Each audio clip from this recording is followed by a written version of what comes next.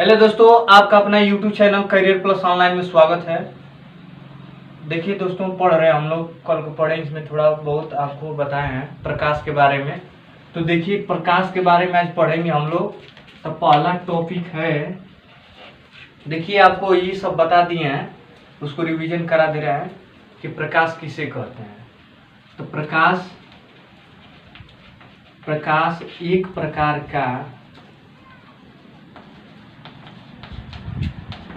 प्रकार का ऊर्जा है।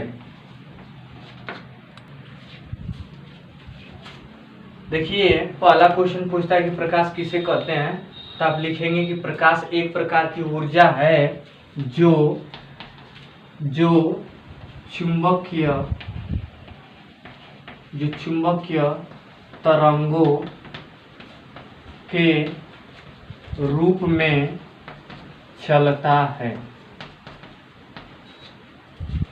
प्रकाश किसे कहते हैं? तो प्रकाश एक प्रकार की ऊर्जा है जो चुंबकीय तरंगों के रूप में चलता है। तो किस रूप में चलता है? तो तरंगों के रूप में चलता है। ठीक है। अब दूसरा नंबर, इसे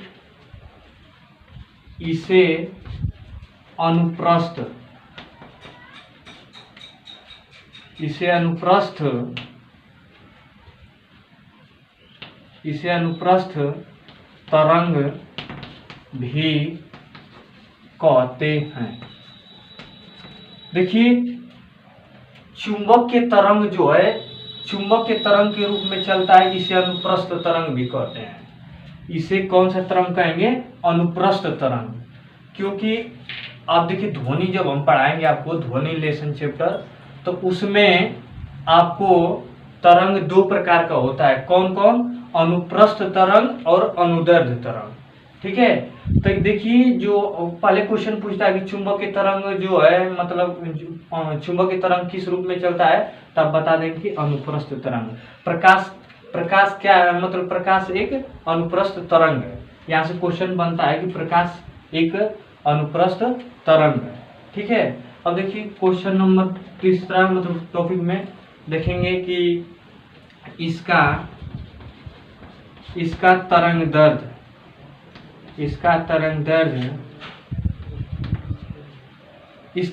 दैर्ध्य जो है 3900 एंगस्ट्रॉम से 7800 एंगस्ट्रॉम के बीच होता है।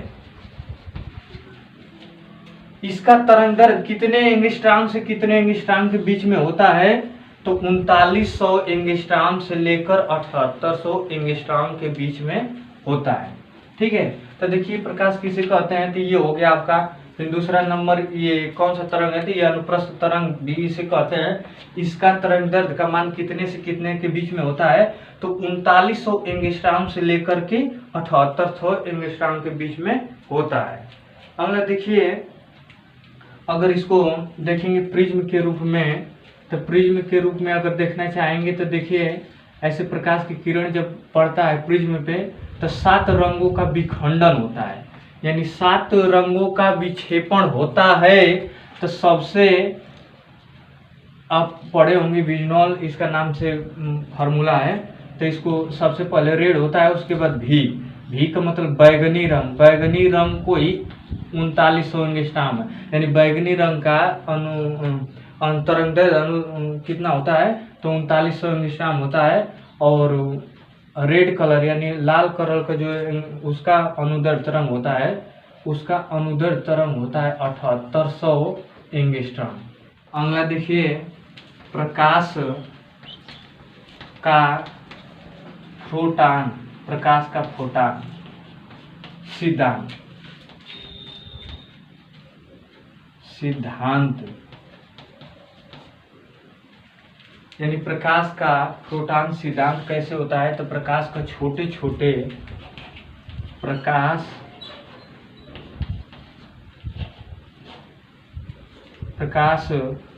प्रकाश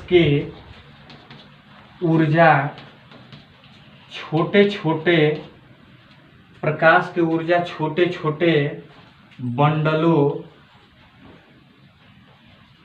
बंडलों या पैकेटों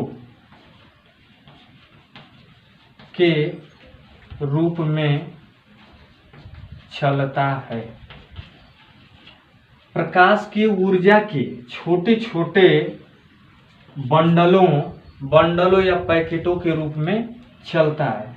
यानी इसका कहने का मतलब ये है कि अगर सूर्य का, यहाँ सूर्य है तो सूर्य से प्रकाश की किरण जब आता है तो देखिए यहाँ पे बंडल के रूप में ऐसे होता है। यानी सूर्य के प्रकाश की किरण जब पृथ्वी पर आता है तो ये एक बंडल के रूप में या पैकेटों के रूप में आता है, तो एक किरण का निर्माण करता है। इस किरण का निर्माण करता है तो जो छोटी छोटी पैकेट या बंडल हैं तो इसी को बोलते हैं फोटान। क्या बोलेंगे? फोटान।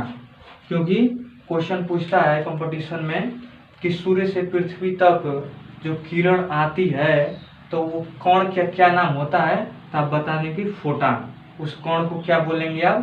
फोटान। फोटान बोलेंगे, फोटान नहीं फोटान। ठीक है। बनता है प्रकाश का वेग।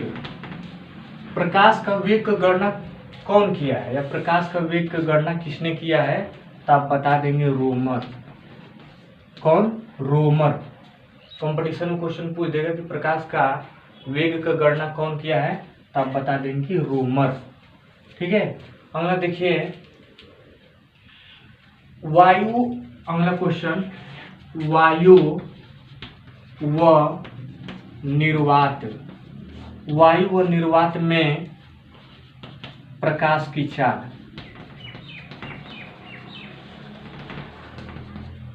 वायु और निर्वात में प्रकाश की चाल कितना होता है, तब आपको बताएं 3 × 10⁸ मीटर प्रति सेकेंड, या बता सकते हैं 3 × 10⁵ किलोमीटर प्रति सेकेंड, या बता सकते हैं 3 लाख किलोमीटर प्रति सेकेंड। अब ये तो आप निर्वात में होता है। वायु और निर्वात में प्रकाश की चाल इतना होता है। अब देखिए जल में कितना होता है या पानी में, तो जल में अगला देखिए जल में प्रकाश की चाल कितना होता है, तो इसका होता है 2.25 × 10⁸ मीटर प्रति सेकेंड। अगला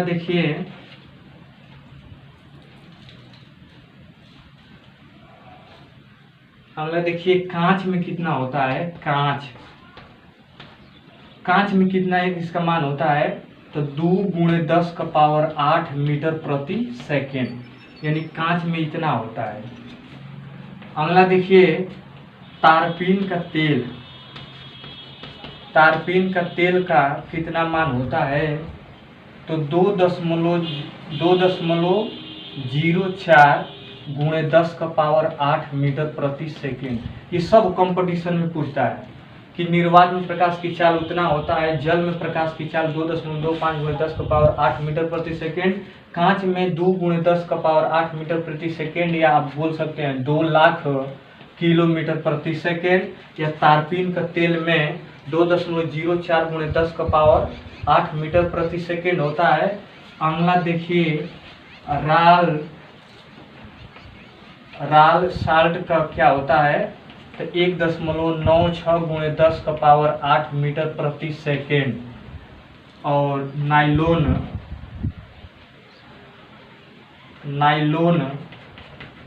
का कितना होता है, तो 1.96 × 10⁸ मीटर प्रति सेकेंड।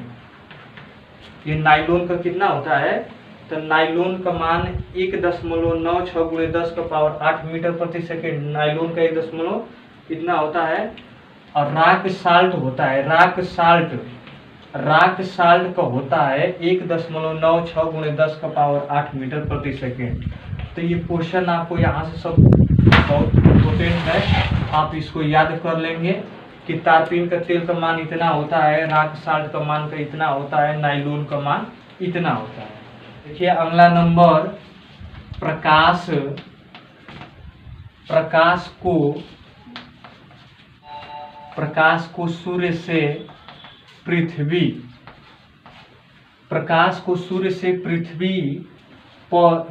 तक आने में कितना समय लगता है? कितना समय लगता है? ठीक, प्रकाश को सूर्य से पृथ्वी तक आने में कितना समय लगता है, तो आप बता देंगे 8 मिनट। 8 मिनट या 16.6 सेकेंड। क्या बताएंगे? 8 मिनट या 16.6 सेकेंड। अगला बताएंगे प्रकाश चंद्रमा से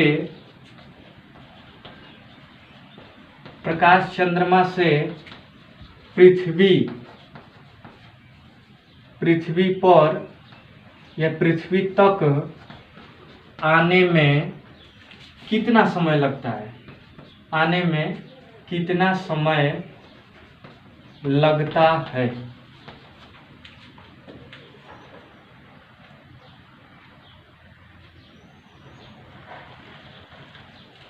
तो देखिए अगला है प्रकाश को चंद्रमा से पृथ्वी तक आने में कितना समय लगता है? तो आप बता देंगे 1.28 सेकेंड। कितना? 1.28 सेकेंड। ये प्रकाश के घटनाएं जो हैं, ये 5 घटनाएं बहुत इंपॉर्टेंट है, आपको याद करना पड़ेगा। परावर्तन, अपवर्तन, पूर्ण आंतरिक परावर्तन, प्रकीर्णन, वर्ण विक्षेपण। एक बार और देख लीजिए। परावर्तन, अपवर्तन, पूर्ण आंतरिक परावर्तन, प्रकीर्णन, वर्ण विक्षेपण। तो देखिए प्रकीर्णन के बारे में सबसे पहले हम पढ़ते हैं। तो आपको बताए थे कि एग्जाम्पल और आपको डिस्क्रिप्शन सब बता देंगे परिभाषा।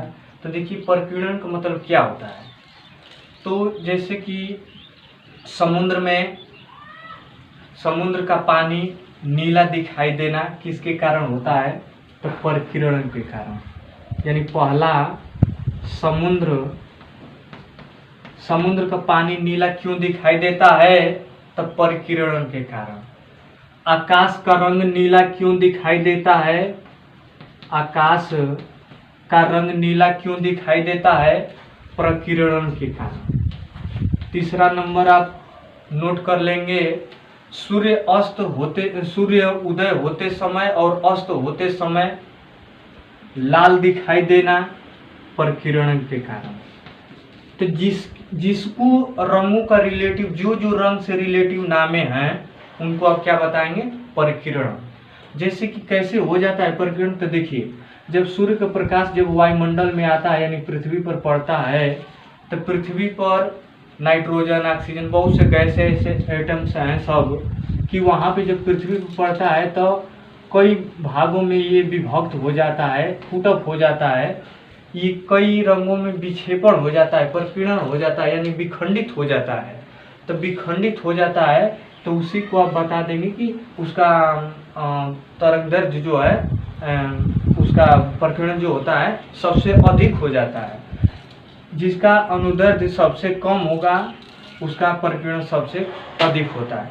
तो देखिए इसमें क्या हुआ कि जो भी रंगों के रिलेटिव आ जाता है, यानी समुद्र का नीला क्यों दिखाई देता है? समुद्र का पानी नीला क्यों दिखाई देता है? प्रकीर्णन के कारण। आकाश का रंग नीला क्यों दिखाई देता है? प्रकीर्णन के कारण। सूर्य उदय होते समय और अस्त होते समय लाल दिखाई देता है, प्रकीर्णन के कारण। तो जितना रंगों के रिलेटिव सब जितना रंगों के रिलेटिव आ जाएगा उसको आप बता देंगे कि प्रकीर्णन के कारण होता है। ठीक, तो अगला देखिए वर्ण विक्षेपण।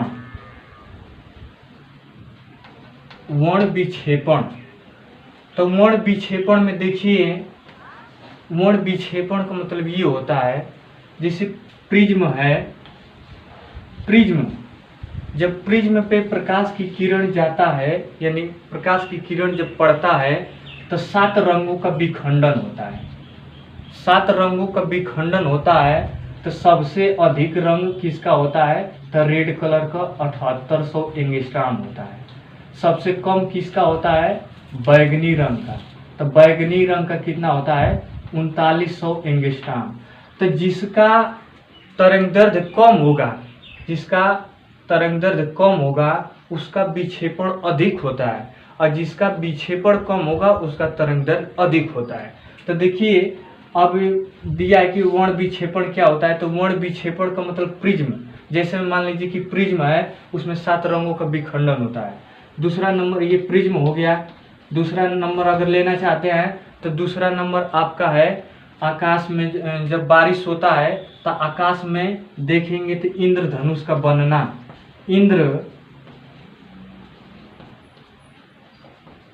इंद्रधनुष का बनना, आकाश में इंद्रधनुष बन जाता है तो 7 रंगों का रिलेटिव आता है। तो इंद्रधनुष का बनना भी वर्ण विक्षेपण है। और प्रिज्म से जब कोई प्रकाश की किरण प्रिज्म पर पड़ता है, प्रिज्म पर जब पड़ेगा तो वो 7 रंगों का विखंडन कर देगा, तो उसको आप बोलेंगे वर्ण विक्षेपण। तो इसका एग्जाम्पल हो गया। अब देखिए परावर्तन। परावर्तन का मतलब ये होता है जब प्रकाश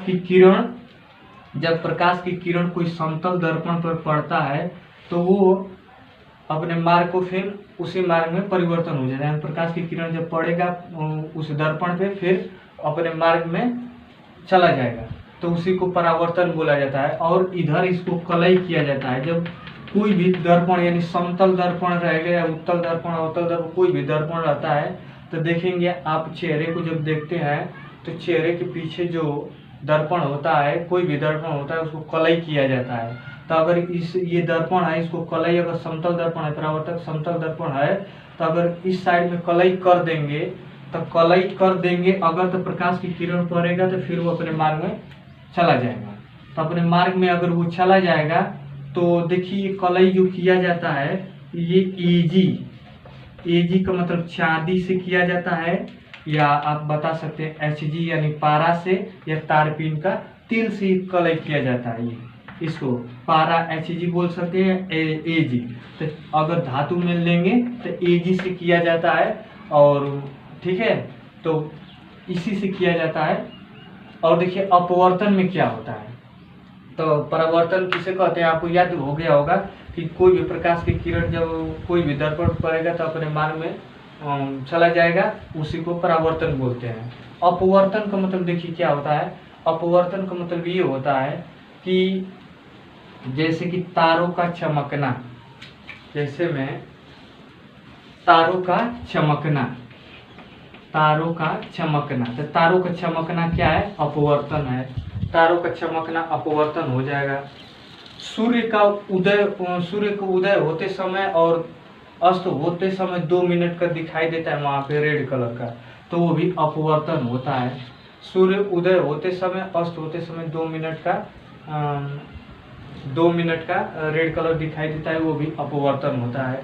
और आप बता सकते हैं कि अगला एग्जाम्पल बता सकते हैं पानी में, अगला एग्जाम्पल बता देंगे पानी में सिक्का या मछली, जब मछली रहती है तो ऊपर दिखाई देती है पानी का, तो वो भी जैसे बाल्टी है तो बाल्टी में मछली रहेगी तो आपको ऊपर दिखाई देगी, तो वो भी क्या है? अपवर्तन है। चौथा एग्जाम्पल ले लेंगे कि अगर बाल्टी है उसमें, या मान लीजिए गिलास है, उसमें पानी भर करके यानी पानी डाल करके और उसमें आप छड़ कोई डाल देते हैं तो टेढ़ा दिखाई देता है, तो वो भी क्या है? अपवर्तन है। पूर्ण आंतरिक परावर्तन में देख लीजिए, पूर्ण आंतरिक परावर्तन में मृग मरीचिका का मतलब ये होता है रेगिस्तान में आप देखेंगे तो पानी का निर्धारण होता है, मतलब पानी लगता है कि दिखाई देता है, चमकता है, लेकिन पानी का समूह नहीं होता है, तो वो भी आपका हो जाएगा पूर्ण आंतरिक परावर्तन। अगर दोस्तों ये वीडियो अच्छा लगा हो तो सब्सक्राइब शेयर जरूर कीजिए।